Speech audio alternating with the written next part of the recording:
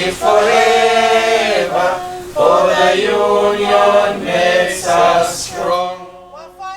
Migrant domestic workers in the Middle East often face specific and severe challenges, including confinement to their employers' homes, long working hours, and lack of access to basic rights.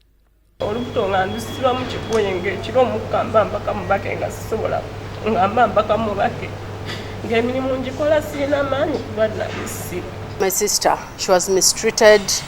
She ran out of the house due to that mistreatment. Me, I had that problem of that sexual harassment. Yes, at the end of my contract. Many reports from the returnees indicate physical and psychological abuse, including verbal insults, physical beatings, and sexual harassment. As you are aware, migrant domestic workers face numerous challenges, from exploitative labor practices to lack of access to social protection.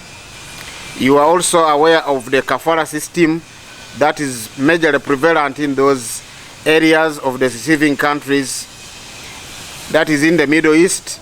It exemplifies those challenges, restrictions of workers' mobility, and that leave them vulnerable to so many issues and all concerns pertaining to their welfare and rights at the workplace.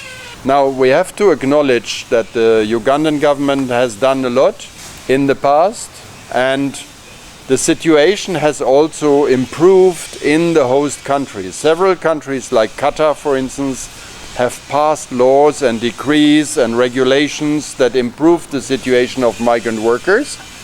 Friedrich-Ebert-Stiftung, a German development agency, has partnered with the Hotels Workers Union to strengthen advocacy on the rights of migrant domestic workers. And I just want to draw your attention to an investigative report that was actually published by the BBC, exposing a ring of sex traffickers in the United Arab Emirates, run by a Ugandan apparently, and exploiting Ugandan young women. Some of them have actually not only suffered but died under mysterious circumstances. It shows that it is very timely to publish this handbook today, and we wish that it will support and bring help to those migrant workers. 70% of them are actually working as domestic workers, others are working as drivers or in other.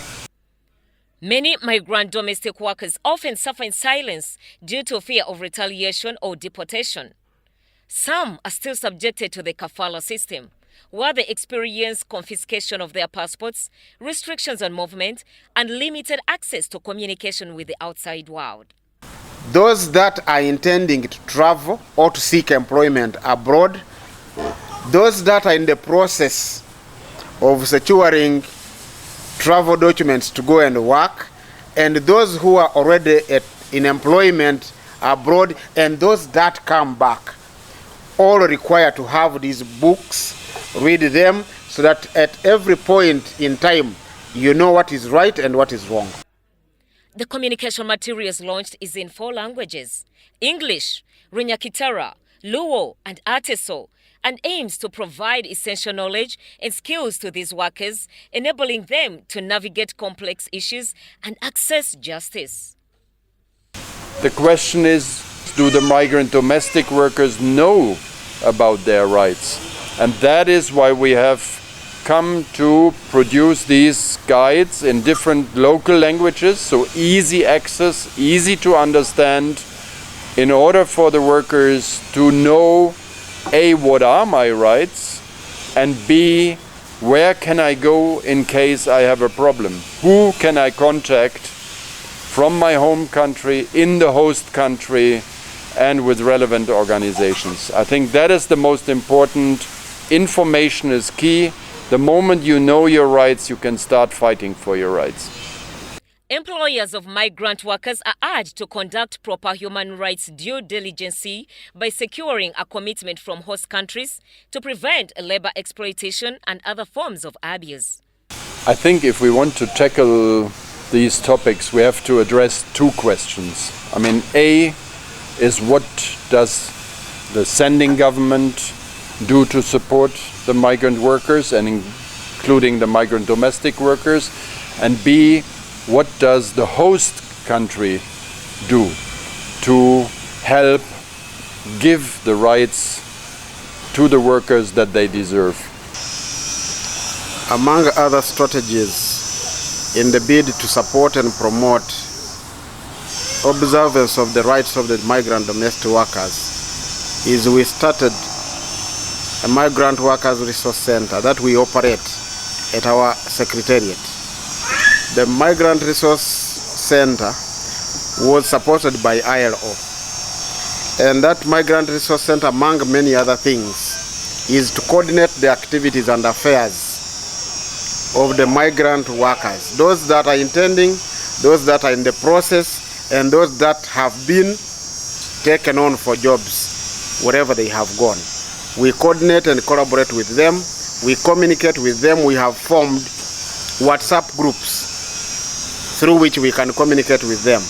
In cases of issues, in case we have information that we want to share, we use their contacts that they leave with us. We also have established collaborations with agencies like UERA. Migrant worker exploitation is a global issue that requires a collective effort from various stakeholders to resolve. Wafanyakazi wote tujiunge pamoja. Wafanyakazi wote tujiunge pamoja.